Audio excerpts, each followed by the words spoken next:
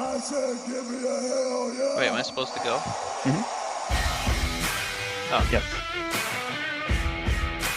Like right now. Yeah, like any day. All right. And 5, 4, 3, 2, 1. Hi, everybody, and welcome to a pipe bombing, War Games pimping, Juventud Guerrerro conceived episode of the Brothers of Discussion. We're going to talk about everything from CM Punk's return, kind of, to the continued evolution of WWE's eclectic roster and everything in between. Another hot, tasty, spicy week of professional wrestling. Matt, how the heck are you? I am doing fantastic. Great. I'm a little distracted actually. I was pulling up the other site so that we can have some drops for this episode. Now that we figured out how to do that. It was a stupid idea from bad creative. There we go. Everybody, if you want to find, did you even hear that? I did. No? Okay, good. If you want to find everything Brothers in Discussion, go to BOD Podcast or BODpodcast.com or brothersofdiscussion.com. You're going to find all the links and past episodes and old blogs from the Brothers of Discussion in regards to this wonderful wrestling show. But you will also find a new landing page for the Discussion 5, which is our hockey podcast that drops every Monday and Thursday from the Hockey Podcast Network. And then it drops on Tuesdays and Fridays on that very page. Of course, coming up this week would be an exclusive interview, Mike, with the hottest man in Kings, LA Kings hockey knowledge, would be Jordy Cunningham. An exclusive conversation you don't want to miss. Nobody else could get this conversation but the Brothers of Discussion. So if you're a fan of hockey, you don't want to miss it. That being said, if you don't want to go, or if you want, you know what, to go to the website. If you want to get to our social media a little bit quicker, go to @BOD Podcast for the Twitter, go to brothers_of_discussion for the Instagram. Find us on Facebook as the Brothers of Discussion, and find the Facebook group as Live Wrestling Discussion, brought to you by BODpodcast.com. Mike, whew, doggies. It's always so much to go through. Yeah, I did it. All right. So let's jump into some wrestling. Let's do just that. Matt, this is the hottest thing. I love going on Twitter and watching the reactions to this nonsense. Matt, kind of, CM Punk is back, kind of. Woo! He's a commentator or something. I don't know. He's on Fox. It's on WWE Backstage. I'm going to be honest. I'm going to hot tag myself into this one. How many episodes of Backstage was I planning on watching? Ever. 0. And now I actually kind of want to see it just to see just a glimpse of CM Punk. We've already had some big reactions from some of the big stars. Obviously Seth Rollins throwing his name out there, Ricochet. But Matt, who had an exciting little jab there of interest to maybe get in the ring with Mr. Punk? Who would that be? Well, I don't know if you saw, Booker T was pretty hot right after. He was pretty excited, but that was a quacky duck moment if I've ever seen one. I think, Mike, you're referring to Mr. The Fiend, who of course tweeted out a couple of pictures of himself getting beat up as Husky Harris, and then beating up CM Punk as what do we call this? I guess just like the Sister Abigail version of Bray Wyatt. Yeah.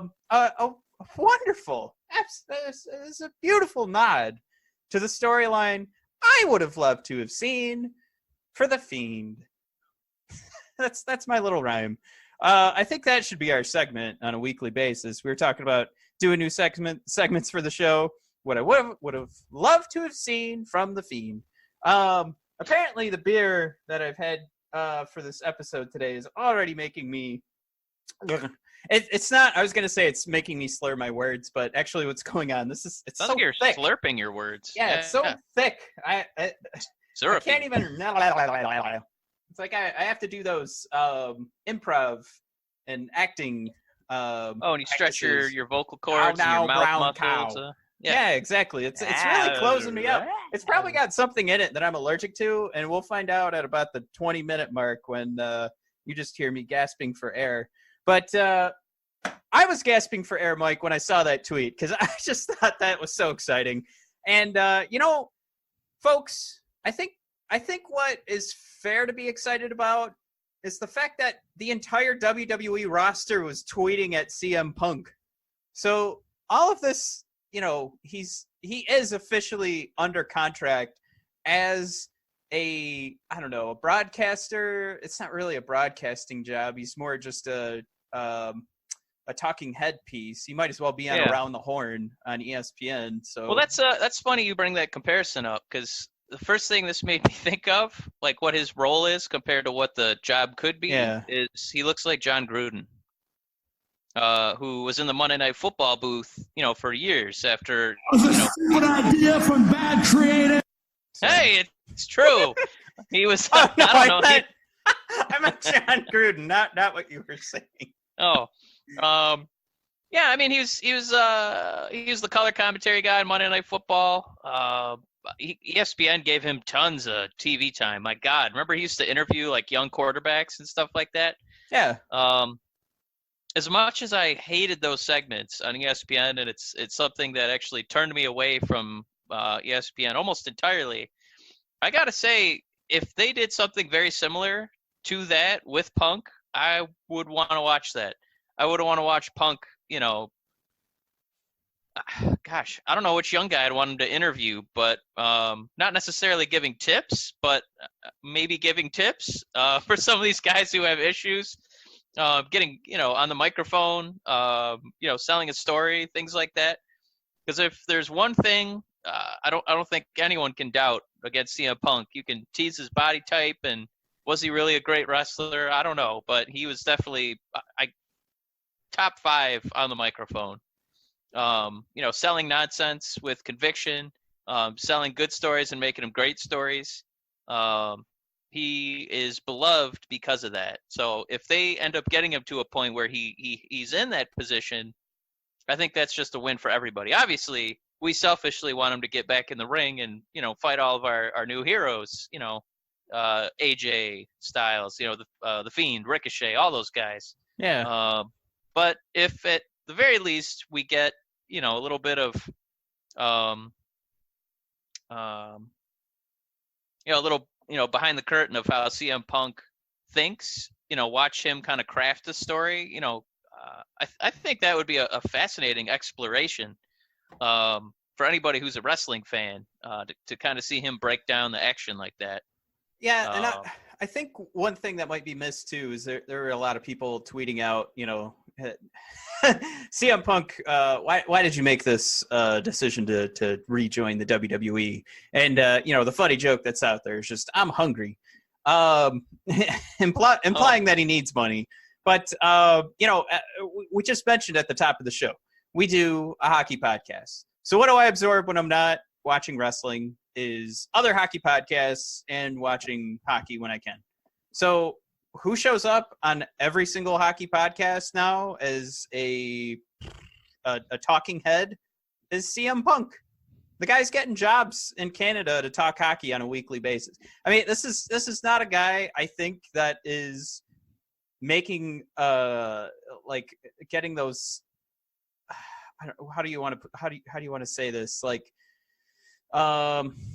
putting in those first posts, into the ground so that he can build a foundation to return to wrestling. I think what he's doing is building a foundation for a career in broadcasting and journalism. I mean, the guy is everywhere. And not to mention he's been getting his writing skills going for Marvel Comics. So for me, I see this as just another one of those moves. And I agree with you. I think the most exciting thing is going to be to hear a guy. We're all going to be on the edge of our seats now. When there's another Rusev and Lana segment, what's CM Punk going to say about it? Oh, my God. I mean, Can you imagine? Every week, that's going to be the hottest video on Twitter. It's going to be the one we're all sharing, the one that I'm stealing from other Twitter accounts because I don't have the time, and then making a funnier joke than everybody else. But that'll be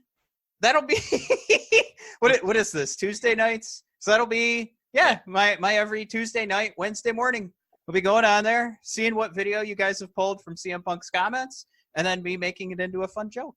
So I think that's what the excitement should be coming from. And I also like the fact too that now you can say CM Punk again in the WWE. And I think that was something too that the WWE wanted to do as well. And you can do that now. Two most exciting things about this from a realistic perspective. I still think we are not to damn or bury the perspective of maybe he will wrestle again in the WWE, but it seems like a real big stretch for a guy that constantly says, and who's had money in his face to wrestle from the likes of AEW. Like, he said no to that, and it's not like he was really looking at the WWE and going, that's a company that knows how to treat its wrestlers right. Right. I mean, So, I think if he really was going to wrestle, he would have went to AEW just because those numbers that have been rumored. Woohoo! I don't think they're Tyson Fury numbers, but they were really good numbers. And it's supposed to be the land of opportunity where you can actually be creative and kind of reinvent yourself as any character you can dream of. So that's something he kind of preached, besides the injuries, a disconnect creatively with WWE. So I think you're onto something. I think Punk he's really good at building his own brand. And it doesn't feel like he's on the cusp of wrestling. My God, I would love to be wrong in a couple of months, but I think you bring up a pretty good point right there. thank you. Yeah, you can have 1 point per episode. Thanks. So Backstage, WWE Backstage, I don't think any of us were going to watch it. We're going to watch it now. Really smart move on their part. I think the ratings for that show are going to be off the chain. And Matt, I know you love talking about ratings. Did you get a chance to look at the ratings comparison for NXT and AEW, man? It was a stupid idea from bad creative. Sorry, I can't. I'm trying to bait you. I'm trying to bait you. Yeah. Now that I figured out how to do drops on this new system, so I didn't have a promo planned, and I know I said that's how I introduced this. And this is honestly the most intimidating way I think to start a promo. But this has got to, buddy. This has got to stop. This is like the most petty, ridiculous. Like from one side to say like any number that we're looking at is impressive is absolutely ridiculous. And then the other side, while they're losing, to poo-poo the decline in their opponent's numbers, and then to come around and give these like basic B level of arguments about how like, oh well, AEW, this is their only show, and NXT's so much closer, and they have so many. No, none of those are valid arguments. But the most important thing here, folks, is that these numbers don't matter anymore. They don't. Oh my gosh. How do ads ever escape you anymore? They're everywhere. They're not on TV. If anything, that is the only number that has dropped outside of the Super Bowl. That's the only number that has dropped in regards to the, like increasing numbers for ad spend. Everything else is going up. Television goes down. Mike, radio went up. Television went down. So just cut it out with this baloney of the ratings. It is such a clickbait bull crap. I forgot. We're not on the Hockey Podcast Network. Such a bullshit, fucking lame thing to do once a week. It's a complete waste of your time because it doesn't matter. And for anybody that is let me just, so I feel like I've buried like, if you're an NXT fan and you bring this up and you try and make some argument about how NXT is somehow winning this, even though they're still down in the ratings, I mean, that's enough. That's all that needs to be said. But for AEW fans, I mean, you gotta can it, man. Every Monday and Friday, you're getting beat anyway. So what is the point of this argument? You're wasting your own time, and you're talking about something that's completely trivial at this point. I just it's I think it's really an antiquated argument where, you know,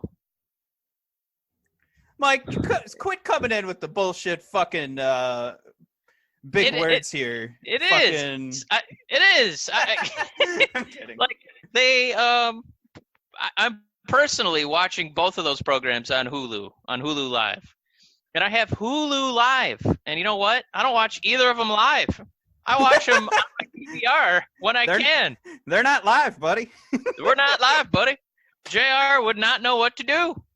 Well, wins and lost man on EW. We'll see you in about 5 seconds. And you know what? I go on the DVR and I listen to it again. Well, wins and lost matter. See you in about 5 seconds. So, and then I do it again. That's the next drop I'm going to get, again. Everybody, I promise. Yeah, it's just me doing a good version of that. Yeah, no, we're not getting JR saying that. It's just going to be it's me doing it. Yeah, it doesn't. I don't know who it's for. I think it's just to, you know, kind of stir the pot and make the other side angry if you actually think those numbers matter. Well, looks like I'm watching the good show. And Matt, this goes back to who gives a shit? Like, the important thing is, do you enjoy wrestling? And the show you're watching, is it making you happy? Like, yeah, this is where, like, I think. Again, remember we had the argument about support the wrestlers, not the promotions. Like, yeah, who cares? The company doesn't give a damn about you. It's just, are you entertained by the product? Like, I love Batman, but that doesn't mean I want to watch any of these Justice League movies ever again because they're terrible. Because I love Batman, so I'll just read my books or I'll watch The Dark Knight. I'm not gonna just blindly watch every DC movie. Who cares? You just love Batman. Like, what? Well, did you see the ratings on this new DC movie? Who cares? Did you like it? It's not gonna. It shouldn't. You shouldn't blindly like it just because DC's on the brand, on the box. Just go watch the good Batman. I don't know. It's madness. What? I don't want to talk about it much more. I'm glad that you put a comment in here that you want to do a promo against ratings because they don't matter. Everybody watches it on DVR. My God, NXT does dark matches on YouTube. How are we going to rate those? Did I say NXT? I meant AEW. Good Lord. I'm just so rattled right now. I can't even quit. Speaking of quitting, Matt, Jordan Myles quit. How about that? He's done. Good for him. Yeah. By the way, Albert Christian Hardie is his name. And he mostly wrestled as ACH. You know, we can't all be MJF. So we got another 3-letter nickname here. I'm glad that ACH is free. I hope the best for his career. I don't know if there's a whole lot for the Brothers of Discussion to add. It's just, yeah, I know we wanted to make mention because it really sucks, the situation he got put into, and the real lack of support. I'm going to say it again, from people like Booker T, from people like Mark Henry, who have the power to be a voice, and they just kind of let this guy fall off the wayside. So I think a shameful performance by those two. And ACH, best of luck in your career. Matt, please throw in your 2 cents. Here's what we're doing. This is going to be a stretch, okay? Did you watch Chernobyl on HBO? I did. You know, the one thing I learned from watching that is... I am so excited that we're bringing Chernobyl into a wrestling podcast. But if you haven't watched it... I can't wait to see where this goes. It is one of the best shows I've ever watched. I blitzed through it after the show was done. I watched, and this is not something where there's like, I'm going to say it's very exciting to me, but there aren't like superheroes on this. You know, this isn't one of those WB or CW shows or something like that. It's a historical, fictionalized nonfiction of the political lobbying that made just fuck the country of Russia. Yeah. Because people were so stubborn they didn't want to have people evacuate and make Russia look bad. So they're literally, next to radiation poisoning. It's falling from the skies and nobody's being evacuated so they can save face. But go ahead. It sounded like you had a real point there. I didn't know if we really set the stage. If you hadn't watched the show, it's about the real life tragedy that happened in Russia.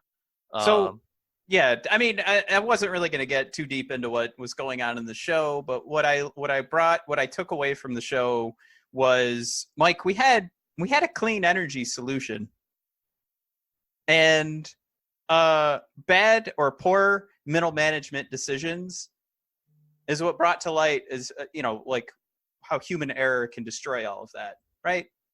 So the propaganda behind that took away the fact that we had a clean energy solution, and we even today are too scared to consider this as an option.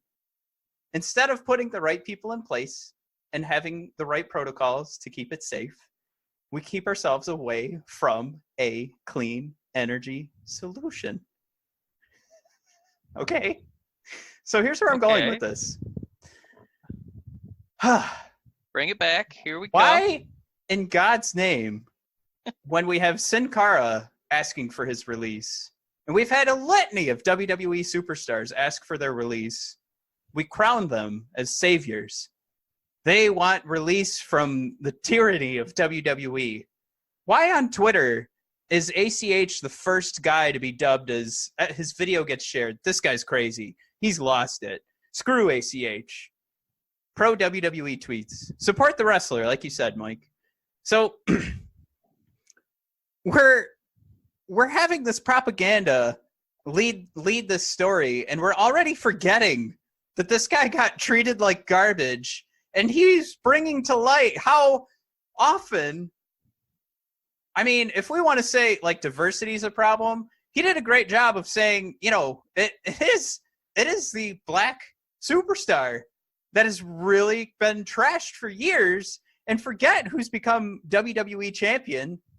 Their characters are like a caricature of 1920s, like cartoons. Right? You've brought this up, Mike, since the show started. There's too many guys that are like, the only thing WWE Creative seems to know what to do, look at Apollo Crews, look at the New Day, is put a black superstar, make sure he goes out there and that he's smiling all the time. What is the fuck is going on? Look at Bobby Lashley. He's supposed to be an intimidating brute, like coming to the ring, and he's still giggling all the way to the ring. Well, he's excited to touch them boobies. And ACH was bringing that to light, and we were talking about it, and it was a topic of conversation, and we were going to maybe have that be the thing to force some change. Yep. And because he had one rant on social media, we discredit him? No. What he said was right. And Mike, God bless you.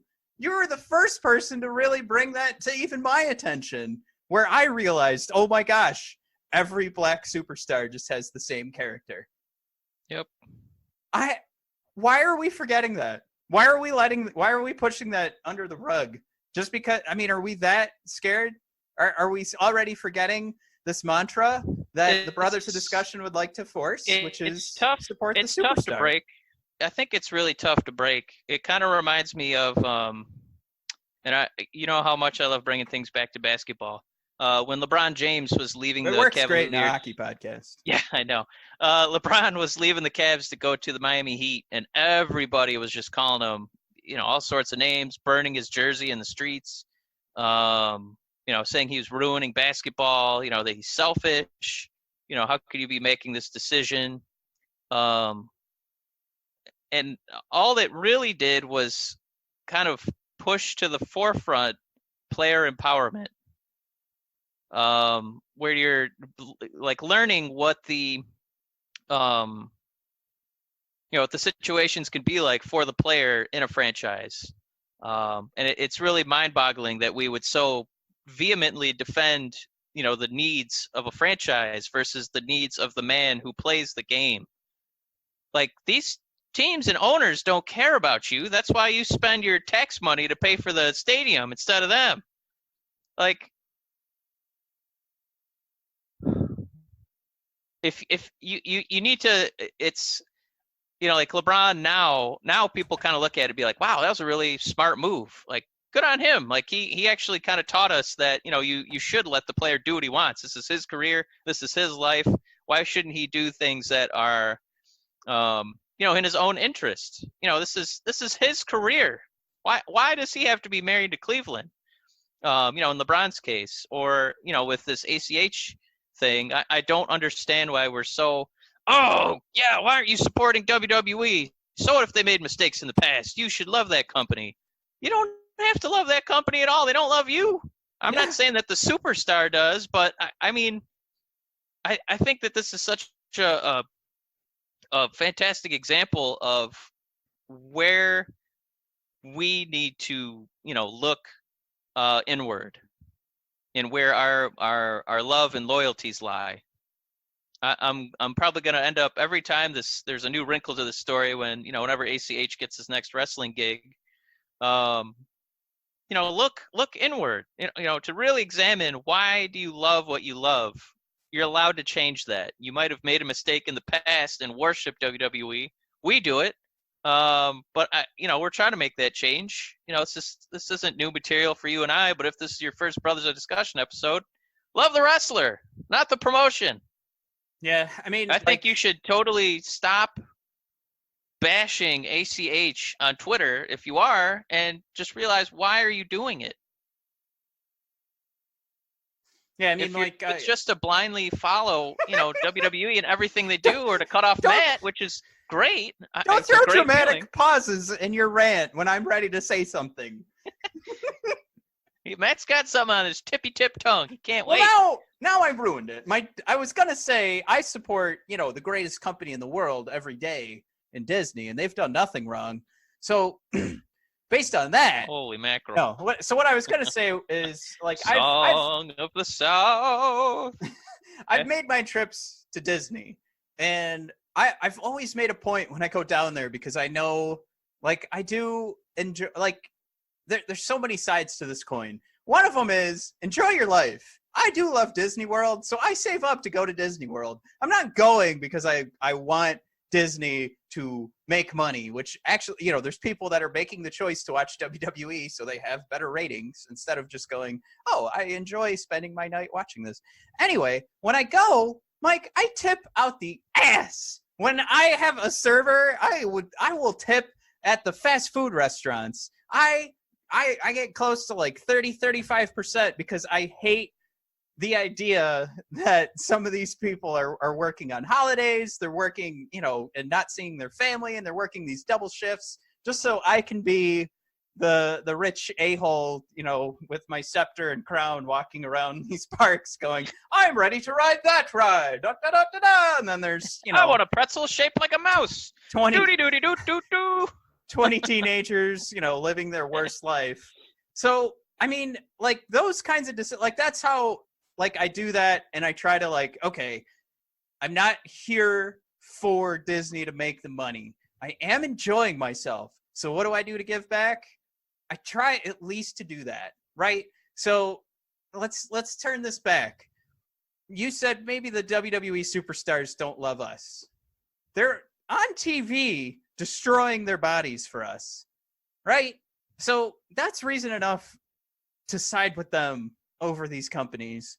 And I think if you haven't caught the John Oliver, just search John Oliver WWE, and you'll see all the problems that still exist in these companies, especially the newer ones like AEW that don't have like the proper, I don't know, what do you want to say, like medical protocols and definitely precautions in place to make sure that these guys are as healthy as possible. Definitely not insured. I think we learned that these guys still have to go get their own insurance, find their own doctors. There are doctors on staff, but it doesn't sound like it works the same way when, an NFL player needs a doctor. So Right. there's your reason there. Maybe they hate your guts, but they're on TV giving you the show that you want. Maybe that waiter or waitress at Disney World despises the fact that I walk in there wearing my Mickey Mouse ears. I'm covered in mustard or cheese. Some kind of yellow sauce is all over my face after eating. That's fine if they hate me, but I'm going to tip the hell out of them because I know that they're there making my day nicer. That's where that's coming from. The whole Chernobyl thing. That was a stretch to connect that back to ACH, but Matt, you can do it. Well, I think I did it. The whole right? Am I still missing that connection? Whizz. The whole Chernobyl thing is just about how are we still not trying to figure out a clean energy solution? And I think it's because all the propaganda that pushes us away to staying with coal and gas and all of the those fossil fuels and things that we can pull out of the earth, because there's so many companies already making so much money off of that control all of the different government agencies and politicians, that we couldn't possibly go back to something that could be as simple as something that we're creating ourselves. And we just need the right people in place to keep it safe. That's where that's coming from. That's where the whole Chernobyl thing came from, is that there's this other side of things where you let the wrong narrative lead what the story was, to forget where real change could make a difference. I think Chernobyl, Mike, the whole issue was the middle management that was making decisions. Or the people that put the middle management in place. That was the problem. That's where this all started. Not that they didn't evacuate the city. It was the people that were at the top that put in these morons in charge. Yeah, there's bureaucracy that allowed, that was so... See, now that is where the alcohol is affecting. Bureaucracy. It's a hard word. And there was so many middle managers that you had so many fingers pointing that it wasn't my fault, it was his fault, it was his fault, it was his fault. And I think to kind of bring that back to WWE, that's how they operate. We can allow them to get away with these racist T-shirts with Vince saying the N-word, street profits, crime time, because there's just so much content that it kind of gets lost in the shuffle. So ACH is one wrestler who now he's not getting retweeted by WWE, and he's barely followed as it is. If you look, relatively speaking, to Seth Rollins or Bray Wyatt or somebody like that. So it's so easy for his story to kind of get lost in the shuffle because there's so much content. But you can celebrate the ending of ACH's relationship with the WWE by buying a John Cena Thugonomics Funko Pop that was just announced today. Yeah. Go out to FunkoPop.com and pre-order your John Cena Thugonomics limited edition, Walmart only. Okay, go ahead. I hate the Thugonomics character, but go ahead. No, I feel like it relates. Let's end this segment right here. All right, keep talking. I gotta open up my office door. It's getting really hot in here. No, you're fine. Albert Christian Hardie. Best of luck to you, sir. I hope you make a lot of money in the wrestling biz. And I hate that WWE, a company I've given too much of my hard-earned money to, treated you the way they did. Let's move on to something a little bit lighter. It shouldn't take a lot of time, because I don't think it's super shocking, or it shouldn't be shocking if you've been following this company as long as we have. But basically, people are saying there's rumors that the WWE production team is editing the crowd reaction for Seth Rollins. And Matt, I'm going to hot tag myself on this one and say, duh! It was a stupid idea from bad creative. I don't know. I think if you didn't realize this, they've been doing it for years. It's not that shocking. Do you remember when I was in the position of always having to define, when I said that's what she said, I would use it for anything and I'd try and explain it. So the stupid idea from bad creative would be the people who wrote the clickbait article. They're the bad creative, and it was a stupid idea that, you know, of course the WWE, when they have the technology, of course they're gonna do this. But no, go ahead. I just needed to explain why that drop was thrown in there. No, I mean, it's a produced television program. If they need you to see him as a face or a heel, I can't get that upset. I mean, they're the ones writing the story. It's their, I'm sorry, fiction. It's their fiction if they want to make it look a certain way. I mean, bring it back to basketball. I love watching the Pistons, and they don't have anybody in that stadium, so they just crank up the noise. What do you think a T-shirt cannon is? It's the same thing. Oh, man, look at all those people having fun right behind the free throw line. Man, they're standing up and going, wow. Yeah. Wow. That's why the rich people are the only ones that ever get T-shirts, because they're rich enough to afford the seats in the lower bowl. Yeah. We get stupid lottery tickets that aren't winners. No, the story is that, the story is that we need to, move forward with Bray Wyatt, not, they're editing Seth Rollins. I don't care about that. I don't. Okay, I hope someone does that for me one day if I'm getting booed. Hope they turn into boo-earns. Like, that's what I would want. Matt, are you ready to move on from this segment? Yeah, I mean, you make the best point. All so right. let's talk about silly old decision making that should bother everybody. I hope this is a 10-second segment. I hate this storyline. But I mean, at the end of Crown Jewel, just to preface this the right way, we watched Braun Strowman and Tyson Fury walk away as bitter enemies as Strowman landed the power slam on Tyson Fury. What? Okay, not friends. Then on SmackDown, tag team, giggling, pinching each other's butts. What gives? That's, Mike, the idea that you write a character that people are booing, but you want the character to come off in the way that you wrote that character, right? That is what you just said. That makes sense. However, to make the decision to make these guys enemies, instead of just having them handshake at the end of the match, and then 2 weeks later they're tag teaming, that is something to boo. See, folks, we're gonna make you can put in the effort as a writer to try and make the thing you need to see work. But to just randomly throw in like, oh yeah, then Braun Strowman's gonna beat up Tyson Fury, because I think that'll make his character look better. And then 2 weeks later, that doesn't even matter. Why did we do that? I have an answer for you, but I want to add a postscript to our Rollins crowd reaction. Yes. Because I really regret making a Simpsons joke and not tagging it like I could have. Are you ready? Yeah. So they turned a boo into a boo-earns, and they could have been like, boo-earn it down. All right, I needed that recorded somewhere because I was really proud of that joke that came in my head. All right, I'll make that a clip for the next show. I hope you do. So this Tyson Fury and Braun Strowman. Raise your hands if this segment is for you. Okay, I didn't hear any hands going up, but there's somewhere out there. Can you do the Foley for a hand going up? Oh yeah. Did that even come through?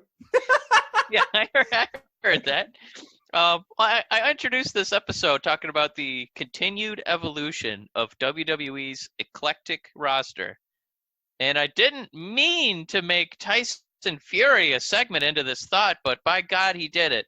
By God.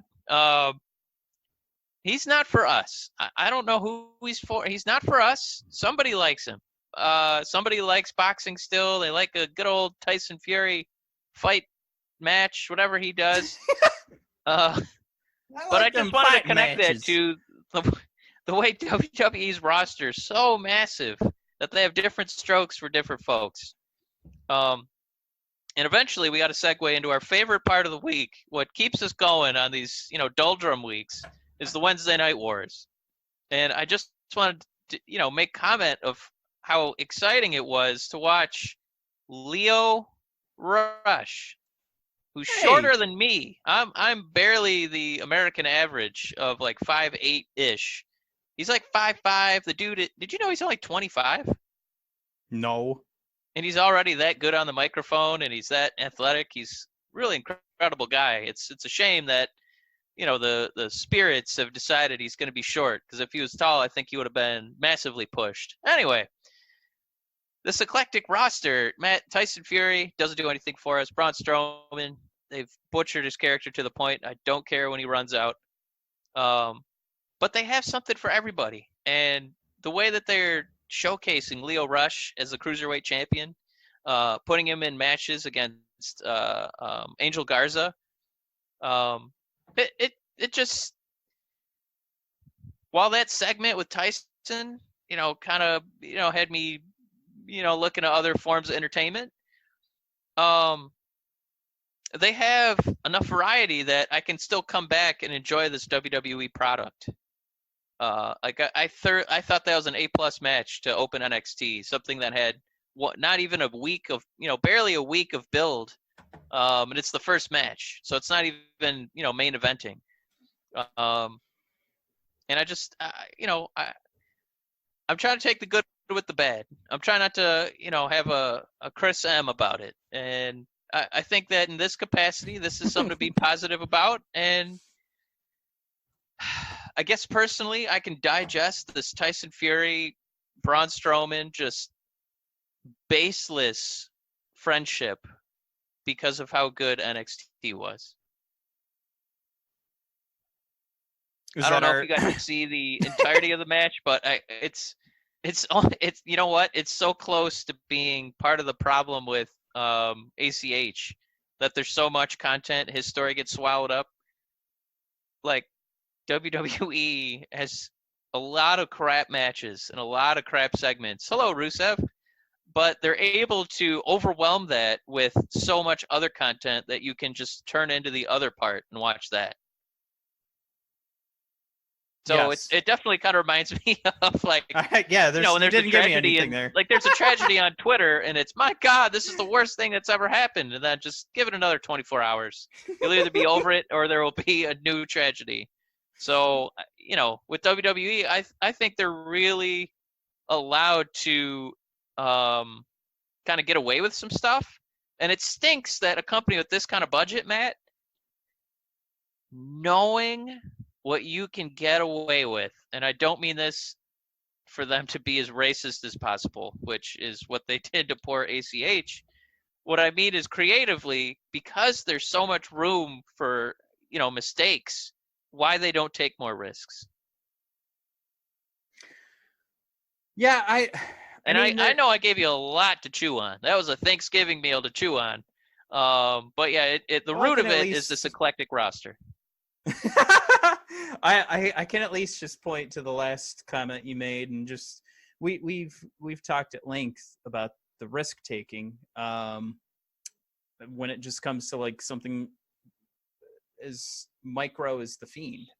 I don't mean micro as to say like he doesn't affect the show. I just mean you can talk about Raw, you can talk about pro wrestling, but we're talking one specific pro wrestler, and he's had multiple characters, and now we're talking this 1 year that he's been wrestling. Right. So from that micro sense, they're not even ready to take a risk.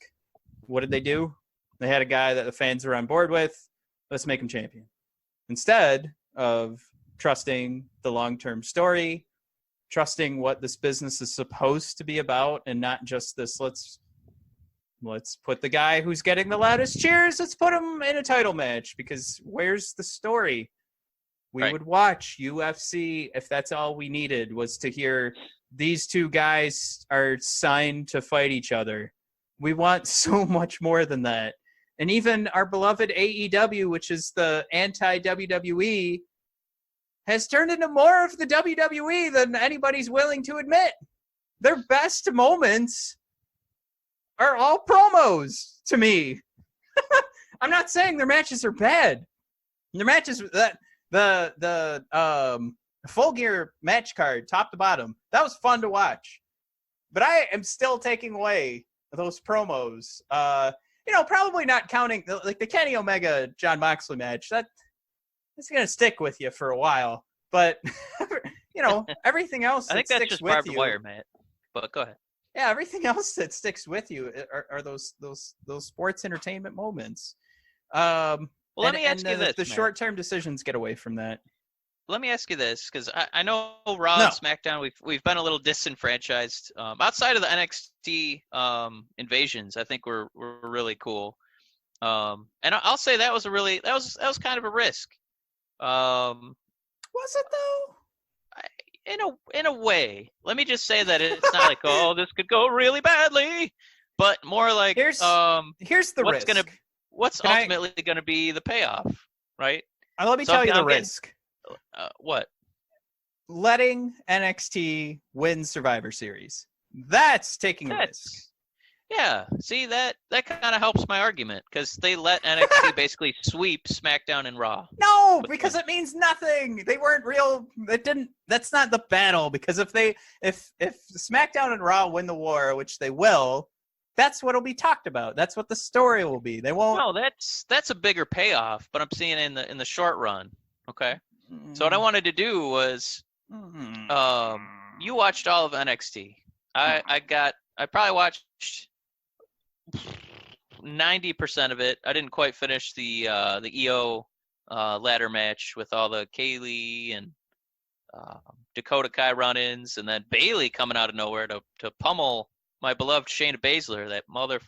Anyway, here's my hot tag for you.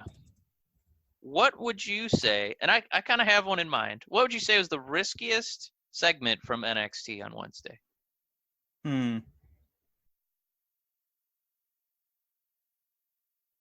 Or if that is too tough, maybe for WWE programming, because lest we forget, NXT is a WWE program. Like the most outside the box matchup or segment. Wait, and we're still talking. Wait, NXT. NXT. Yep. I mean, I think you could argue either way. Like, they're either not taking a risk or they are. I mean, if you look at Keith Lee beating Roddy Strong, that's not really taking a risk. You get to throw in so many different variables in there that make it not mean anything at the end of the day. Even EO winning the ladder match, they threw in enough garbage at the end, and I did thoroughly enjoy that. That even doesn't become too much of a risk. Xia Li, whose whole character is based off of, or I shouldn't say whole characters, Jesus. The whole her whole Instagram account is based off of, she's just taking pictures of her butt. But then to have that ref out there who had a massive butt and to completely steal the show from Xia Li, that was probably the biggest risk they took, because Xia Li is really building herself as an Instagram star. And for us to see that maybe this ref is thicker than her, oh my God. No, but I mean, even Leo Rush retaining, not a big risk. Xia, not a big risk. Obviously, the War Game schmaz, just for fun. Swerve defeating Bronson Reed. I mean, two guys. Well, you're just building characters. Dunn versus. I think it's interesting the way you've been conditioned, to watch wrestling. Like, those are your answers, because a WWE program opened with a 5'5" guy in a cruiserweight match against a 5'8" guy. Like, for them, a company that wants you to worship, Brock Lesnar and Tyson Fury and Roman Reigns and Braun Strowman, their show where supposedly there's this Wednesday night war where, they want to win this, Nielsen ratings and get more DVR, recordings and crap like that. They opened up with a 5'5" guy defending a purple belt. See, now you're talking, Bill. You're like somebody I just interviewed last week that has an idea in mind and then asks a very general question. Well, I don't know. Maybe I didn't. Your Honor, maybe I didn't lead my own witness enough. But this goes to the same point that I made, that you could argue anything either way. I mean, I could sit here and go, where have you been the last couple years? That's not taking a risk on NXT. That's normal. That's the game they play on NXT. Yeah, but it's a different game on NXT. This isn't on the network, for an hour, where they're basically doing 2 or 3 matches and maybe, a promo and the show's over, because it's really only about 45 minutes. Now you're doing 2 hours on USA, and, you got to go back to the execs, and, this is what we've booked for Wednesday night. Yeah, so I'm not necessarily patting WWE on the back, but at the very least, this, like Raw and SmackDown would open with Daniel Bryan or Seth Rollins, Roman Reigns, like the same cast of characters. And I just wish that they would I wish they weren't, as nervous as they are, to have certain guys open the show and then that same guy has to close the show. So we do a full circle storyline. We just opened with Lio Rush just fighting for 20-ish minutes against Angel. And it was a really good match. The strikes were stiff. The athleticism was there. The storyline was there. Angel jumped into the crowd and ripped his pants off in front of Lio Rush's wife. It had all the elements that, I think are great about wrestling. And I just wish that, WWE itself, with their quote unquote main roster could, be brave enough to take these kinds of risks with their bigger shows. Yeah. So you want to know about risks in regards like a business and getting, like the difference between that. Your Honor, and I apologize original... for I didn't lead my witness in the right direction. You're not taking a pro wrestling risk by throwing Lio Rush and Angel Garza in the ring together. It's like, all right, no, that makes sense. Lio holds on to the title. No biggie there. Well, it's like how AEW, just because of the size of their roster, how new they are, they have to lean so heavily into, Moxley, Jericho, and Cody. Yeah. And NXT closed their show with Io Shirai and Mia Yim in a ladder match, great idea, but I think it's kind of a risk knowing, what could be going on AEW, and this is how WWE chooses to present itself, at 9:40 on a Wednesday night against the other, the competition's main event, which is Chris Jericho, Sammy Guevara, and battling SCU for the tag titles. So a tag team title match versus, Io Shirai and Mia Yim. Well, I think it's an interesting, in a different capacity, an interesting risk. I think from the pro wrestling side of things too, now that you bring it up like that, comparing NXT and AEW, I think from a pro wrestling standpoint, it's pretty easy to point to who I would guess would put on a more impressive match. I don't know about you, but I pick Io and Mia Yim. I probably pick Io just over anything, but if I was a pro wrestling fan and trying to make that choice, why would you go any direction but Io? And unless you are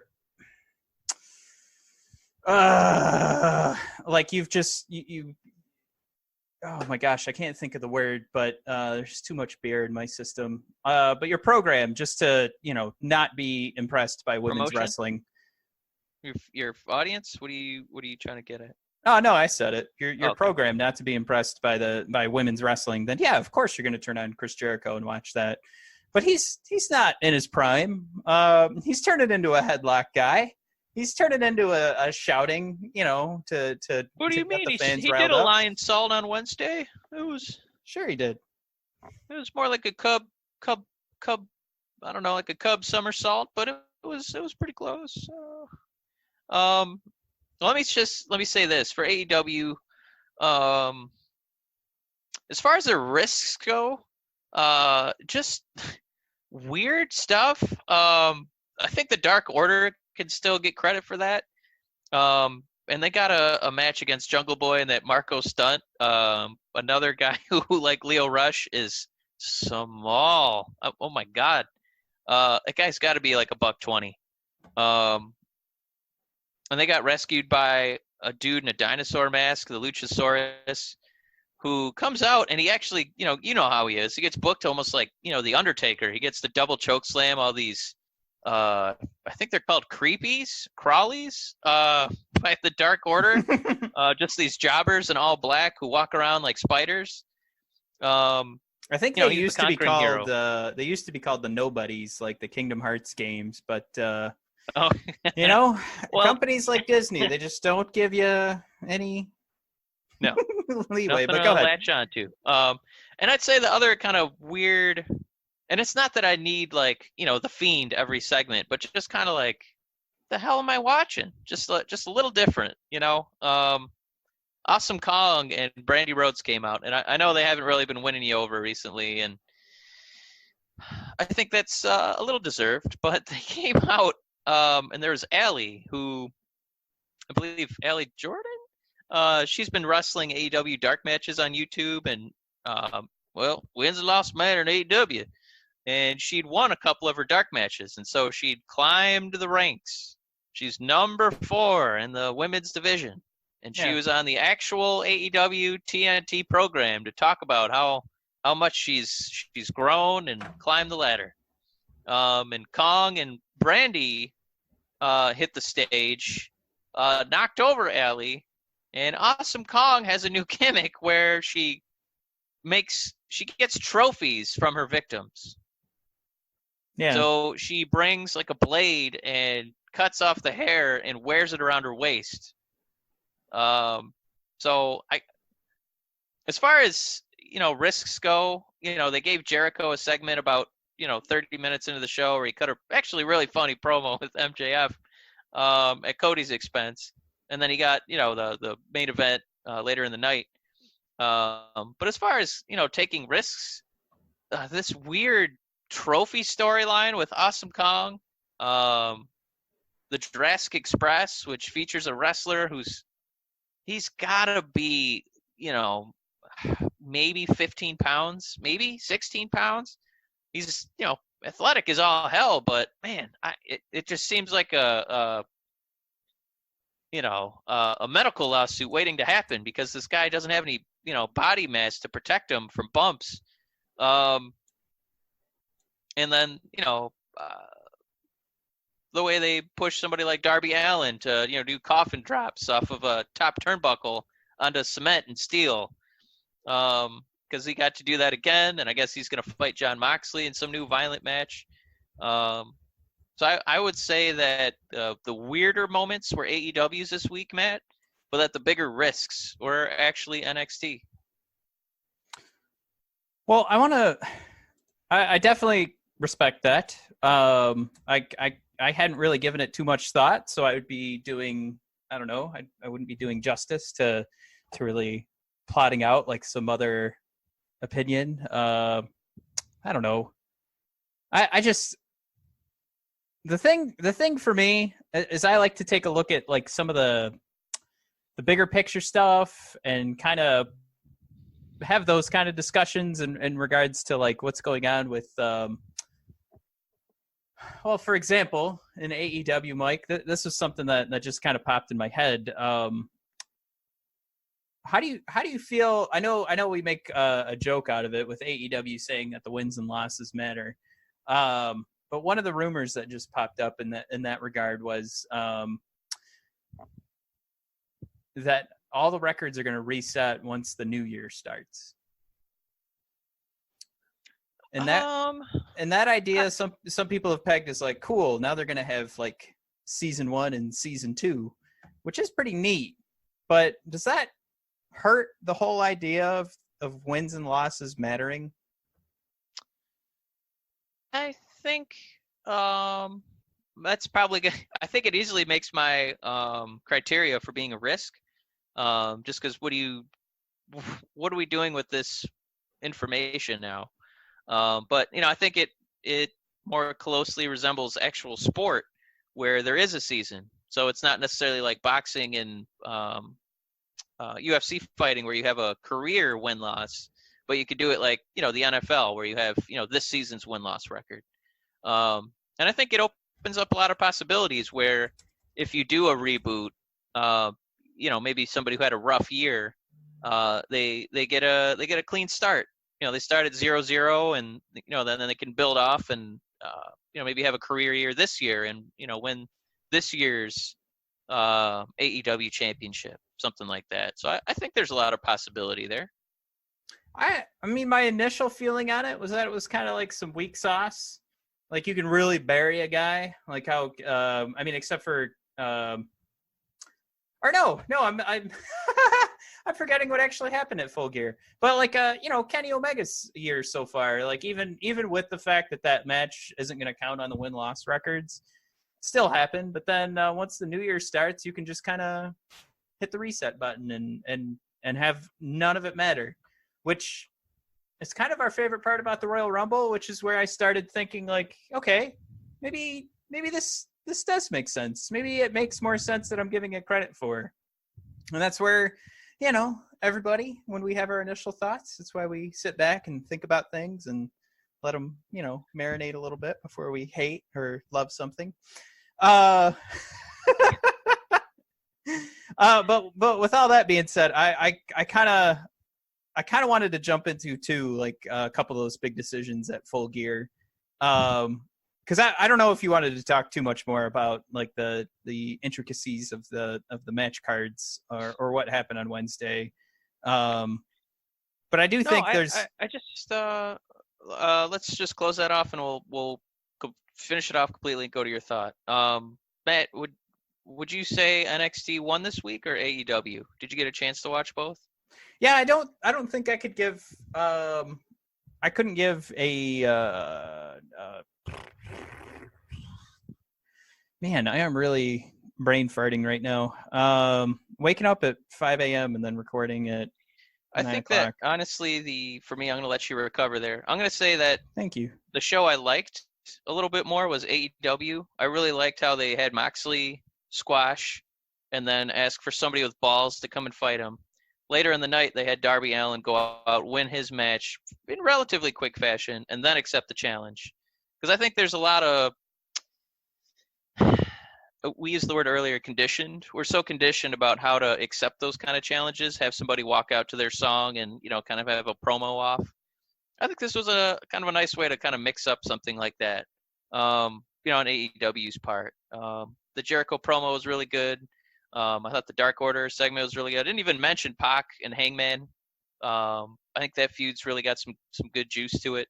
And SCU is the first team to pin Jericho. That's his first loss where, the wins and losses matter in AEW. But NXT had the best match. Rush versus Garza, I really thought that was an A+. What I was gonna say was I don't think I could give like a very honest opinion on AEW because all I got were the highlights for this week. So that happens. There's a lot of stuff out there. Yeah. Hey, there's a baby at home. What Whoa! the hell? You don't get to call the baby card on us, man. Oh, I'm gonna throw the baby card. We all have babies. No. I have a cat, so a frog. Oh yeah. Really labor intensive. What's your? Yeah, I don't want to interrupt you. I do, but to me, from this, from the outside looking in, it does look like we're definitely seeing everything get set up to how we've been defining it in the last couple weeks, or it's more solidified than it ever has been. That AEW is the sports entertainment option on Wednesdays. NXT is the pro wrestling option. I'm not bashing AEW's talent. I'm just saying the things that I come to enjoy more on AEW are the sports entertainment side of things. And the things I'm really loving about NXT come from the pro wrestling side of things. So I think what we're just starting to see is as each week goes on, and that continues to be the case for both of these shows, it's going to be harder to compare apples and oranges, if you know what I mean. Like, which it's big McMahon grapefruits. It's gonna feel like, what do you feel like watching today? kind of thing. And that might really drive like what is the better show. And when you and I talked at the top of the show and we're talking about ratings and how silly everything is, I think it is important that you say both of these shows are great, and that's the important thing. Like, I know that I haven't had the time to catch, if I'm making the choice to watch NXT, it's going to be really hard for me to find the time to watch AEW within a 24-hour period. Doesn't sound like it's that hard. Trust me, ladies and gentlemen, there's sleep, there's full-time jobs, there's a baby, there's eating. You have to eat, Mike. I don't know if you know that. I've been eating. You got to eat, and you got to make time for yourself. So all that masturbating gets in the way of watching both of these shows completely. What's funny is I was so excited to make that joke. I forgot where my point was going to go. But that's what podcasts are for. You're just masturbating to your own opinions. But did you have was that your last thought for NXT? Because I know we're cutting it close here. Well, we can call it a night, but I mean, like for me, I want to make sure we do get more of these big picture conversations going. I mean, I want to talk about the fact that we've got Chris Jericho still holding the title. Like what comes next for AEW, and maybe we can tackle that on next week's episode. And just to this idea that we do kind of. I make this statement like I think on a weekly basis, and now I realized I'm panting because it's so hot in my office with the space heater in here. But just another great little nugget, a little detail for podcasting. Make sure you're panting while you're recording. But what we kind of do with AEW, even though we state like we're WWE fans, we're AEW fans, we're pro wrestling fans. We always kind of throw AEW on the back burner when it comes to like these bigger picture stories, and we really only focus on one show.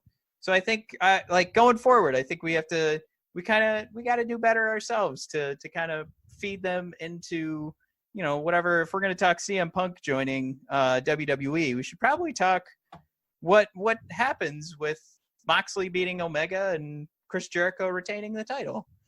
I'm not saying that's just where I think the fans want to see the conversations go.